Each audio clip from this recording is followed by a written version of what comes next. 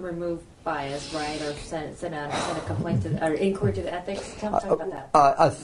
What the judge would probably do in this order would be, one, conduct the hearing. Two, if he determines that there is a source of money being paid to Mr. Baez other than that of the client, inquire of the client, are they aware of the fact that another source is paying the attorney's fees, and then discuss whether or not there is even a perceived conflict.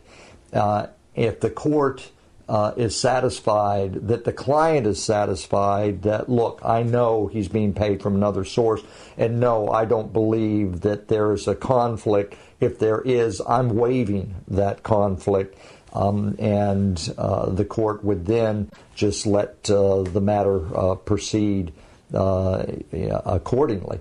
If, in fact, the client were to say, well, yes, I believe that there is some conflict and I'm not waiving this conflict, the court could indicate to Mr. Baez, no, you can't receive money from this source, or two, yes, removal from the case is a possibility, and certainly notification to the bar. If there's some impropriety, there is a duty of lawyers and judges, if they believe that there's some impropriety, you have to report it to the Florida bar. As a matter of fact, it is grounds for disciplinary action to the person who has that knowledge if they don't report it to the bar.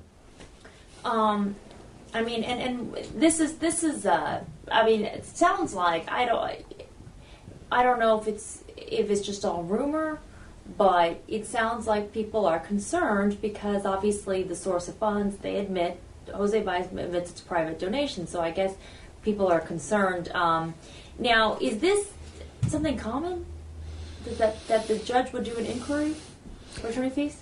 It's uncommon in that it is very rarely raised in these types of cases.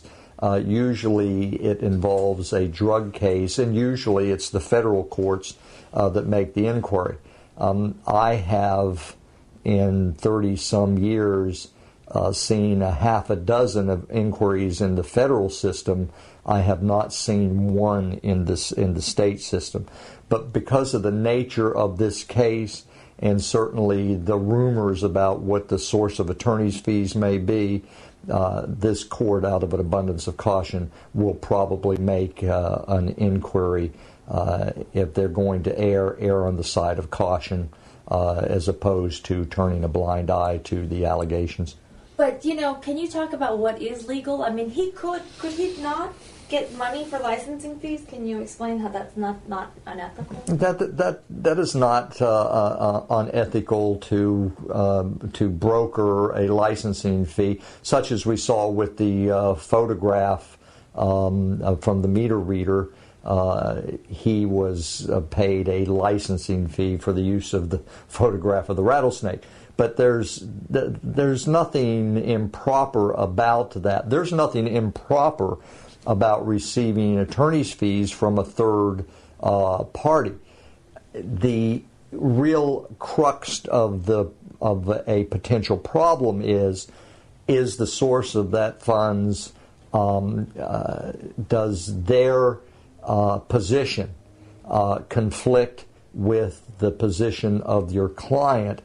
Therein lies the issue, number one. And then number two, is the source of the funds legitimate source of funds and not based upon some contingent arrangement or the fruits of some criminal enterprise. So I just want to clarify. So, for example, if he collected, there was rumors, and AC admitted this but wouldn't tell us the details, that $200,000 was paid for the photos of Casey Anthony.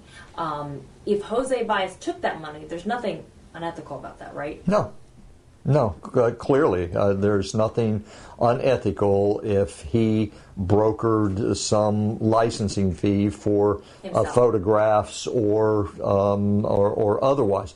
There wouldn't probably be anything unethical about him brokering his story of these events, as long as it didn't involve disclosure of some attorney-client privileged information. It would be a problem if it is a contingent fee. In other words, you don't get paid unless you go to trial.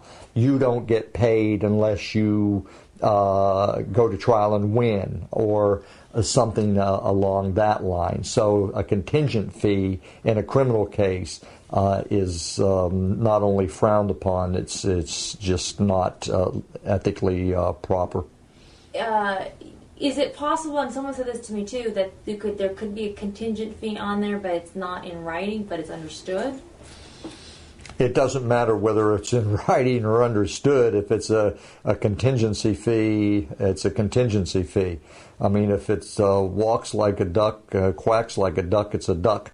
And so whether it's reduced to writing or not, it doesn't matter. But you would have to assume that, and I would certainly